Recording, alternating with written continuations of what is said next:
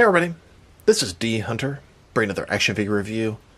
Today, we're going to look at the McFarlane DC Multiverse Parallax Hal Jordon Green Lantern from 0 Hour Crisis in Time. This is the gold label, Amazon exclusive glow in the dark version. I pre-ordered this thing when it went up for pre-order a couple months ago, and it finally arrived today. So let's take a look at the packaging. As you can see at the top, this is part of the gold label collection. A gold label McFarlane figure is simply a retailer exclusive. Whether it be Walmart or Target, this particular gold label is an Amazon exclusive. DC, Green Lantern, Parallax, 0 Hour Crisis in Time, Glow in the Dark Edition, McFarlane Toys, Authenticated Limited Edition, limited to 5,100 pieces. I don't know why they would make 5,100 of this thing. You'd think they would just do 5,000, but whatever. One side of the package, Green Lantern, Parallax, 0 Hour. Other side, pretty blank. At the back, here's an image of Hal Jordan as Parallax. At the bottom, we have a bunch of credits. There is his barcode, if that helps anybody. This is one of McFarlane's deluxe figures. Take the outer sleeve off, and you can see the figure with all of his accessories. So with no further ado, let's open him up.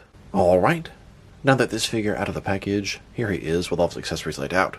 We have a display stand, a collector's card, display stand for your collector's card, 2 energy effects for his hands, and then the lantern battery. Before we load all that, let's talk about and check out the figure. So this is Hal Jordan as Parallax. Basically, in the 90s, Coastal City was destroyed by Mongol and Cyborg Superman. It drove Hal Jordan mad. He became Parallax, tried to use his ring for personal gain, and then ended up killing pretty much the entire Green Lantern Corps, becoming Parallax. It's a very popular 90s story where Kyle Rayner was the main Green Lantern afterwards. Eventually, Hal Jordan gave his life, came back, blah blah blah. But in the 90s, we had a bunch of very important story arcs. We had Nightfall, Death Return of Superman, and then Emerald, Twilight. So this is basically an evil Hal Jordan. You know McFarlane loves making the evil versions of the heroes. So let's take a look. Now this was previously released as a gold label Walmart exclusive, but it wasn't glow in the dark, and it had some details that were wrong and have been changed for this guy. So first of all, this domino mask looks pretty good. It's green. He's got brown hair. The sculpt is fantastic. He's got gray along the temples. Now the original release I think had black hair. This is exactly how it should have been. Most people added the gray to the temples themselves, but you don't have to on this one. You can see the semi-transparent green. These are sure glow in the dark pieces. Double jointed elbows. Double jointed knees. His cape also has that sort of semi-transparent look to it. Looks like glow in the dark all over this guy, and it's going to be great. The glow in the dark feature works really good for Green Lantern characters because they have that green energy. And a closer look at his face and head sculpt, I think it's very well done. The sculpt of the hair, the sculpt of the face, sort of lines in his cheeks, the mask, the eyes, it's all very well done. And it's an improvement over the first one. They actually got the hair color right. And here's how the first Parallax came out. Not bad, but boy, that paint job makes a hell of a difference. Now check out his accessories, starting off with the boring stuff. Here's his display stand. It's a typical McFarlane stand, black perfect circle, but this one has the Green Lantern logo on it, which is a very cool feature. And I'm pretty sure it's going to glow in the dark too. It's thin, it's basic, but it gets the job done. Now for his collector's card. As you can see, it's an image of Hal Jordan as Parallax. Or is it Parallax as Hal Jordan? Not really sure how to say that. Parallax, glow in the dark edition. On the back side, there is a certificate of authenticity. This is number 3,100 out of 5,100. Here's this new Parallax collector's card on the left, next to the original Walmart version on the right. And this doesn't do much for me, but if you want to display the collector's card next to your figure, there's a display stand to do that. Now let's look at its constructs, if that's even the right word. It's basically lantern energy that will surround his fists, making some kind of a super punch. They're cast in a semi-transparent green plastic. I assume it glows in the dark. You can see a bunch of energy.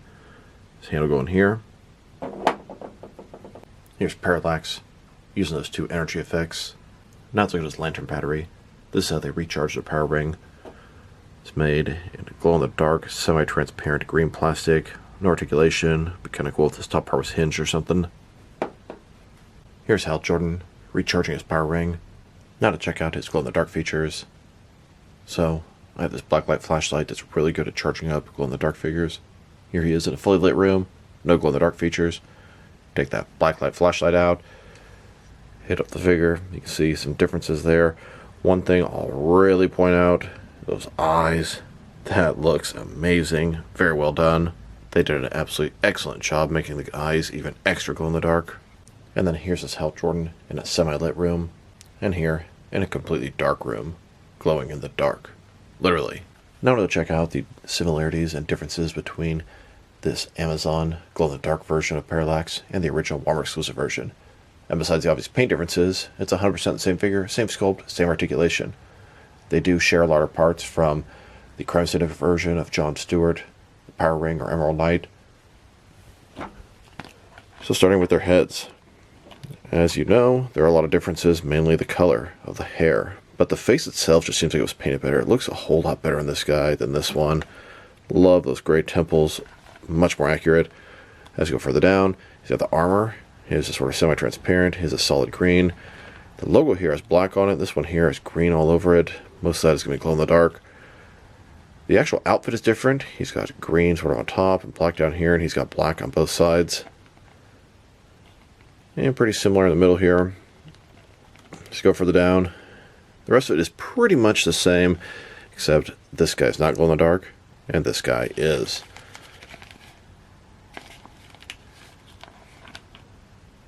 And he shares a lot of parts with the evil John Stewart, the Power Ring figure. Not the heads, and the armor's a different piece, but below that it seems to be the same stomach and torso, same arms, same legs. So a lot of reuse here, although they do a good job making it quite different. And now that we've taken a pretty good look at the figure, his accessories, and compared him to the other version, let's check out his height. From bottom to the top of his head, standing right about 7.1, maybe 7.2 inches tall, which can translate to about 18 centimeters. And for his articulation, starting with his head, of course, you can rotate side to side. You can look up, not very much, down pretty good amount. You can tilt his head from one side to the other. Shoulders on a ball joint goes out more than 90 degrees. Up, down, around, all that good stuff. He does have this butterfly joint ring between his shoulder and torso, increase the range of motion, and cover a large gap that would be there. Bicep cut below that. Double jointed elbows. His wrist can rotate, and it is going to be hinged as well. His torso, ball joint, rotate around, forward and back. Another one is waist, rotate around, forward and back. Between the two, pretty good range of motion. I get more out of the waist than the torso on him. Legs, almost completely as a splits. Not a ball joint, McFarlane style hip joints. Rotation is minimum. Legs go forward, about that far. Back not much. Double jointed knees. And then his ankle. Forward and back. Rotate. Tilt. Rock. And of course, to articulation. Here's a look at Parallax as he defeated the entire Green Lantern Corps. He's going to take each and every one of their power rings and become more powerful than you could possibly imagine. Here's Parallax, utilizing the glow-in-the-dark feature, standing on top of a pile of Lantern Corps corpses. Here's a look at all 6 of McFarlane's glow-in-the-dark figures. Now let's check them out. Next is some other action figures, starting off with some other McFarlane Hal Jordan and Green Lantern figures. Here's the Amazon exclusive glow-in-the-dark Parallax, next to the original gold label Walmart exclusive version. And here he is, next to the Hal Jordan from the Hal Jordan vs. Dawnbreaker 2-pack. This is McFarlane's best Hal Jordan so far. Their only regular one. Then, next to the DC vs. Vampires Hal Jordan, here are all of the McFarlane DC Multiverse Hal Jordan figures. They've done more evil versions of Hal Jordan than regular versions. The next Hal figure to come out is going to be the DC Classics version of the Blue Beetle body. Here he is, next to the non-McFarlane Hal Jordan figures I have, from left to right. Mattel, NECA, McFarlane, and then 2 DC Direct. Here's Parallax, next to Alan Scott as Green Lantern. This is the OG original Green Lantern. And here he is, next to John Stewart as Green Lantern. Then, next to the Kyle Rayner Green Lantern. And now, next to the Dawnbreaker, this is an evil version of Batman and Green Lantern crossed together. McFarlane has made plenty of evil Green Lantern figures. We have the evil Hal Jordan as a vampire, evil Hal Jordan as Parallax, evil Bruce Wayne as the Dawnbreaker, evil Alan Scott from Dark Knight's Metal, evil John Stewart as a Power Ring, and then of course, Sinestro as he's turning into the Sinestro Corps. Here are all the different McFarlane DC Multiverse Green Lantern figures I've made so far. Quite a few. Now there are plenty more coming in the near future. We have the Kyle Rayner and Kilowog 2-pack we have the DC Classics Hal Jordan, and we have the Justice League Plastic Man Wave John Stewart figure. So plenty more variations on the horizon. Now let's check him out. Next is some other McFarlane Lantern figures. Here he is, next to McFarlane Yellow Lantern figures, Sinestro and Batman. Then, next to the Blue Lantern, Kyle Rayner.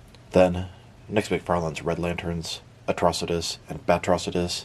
And finally, next to McFarlane's Black Lanterns, Batman, Deathstorm, and Superman. Here are all the Amazon exclusive gold label glow-in-the-dark McFarlane DC Multiverse figures.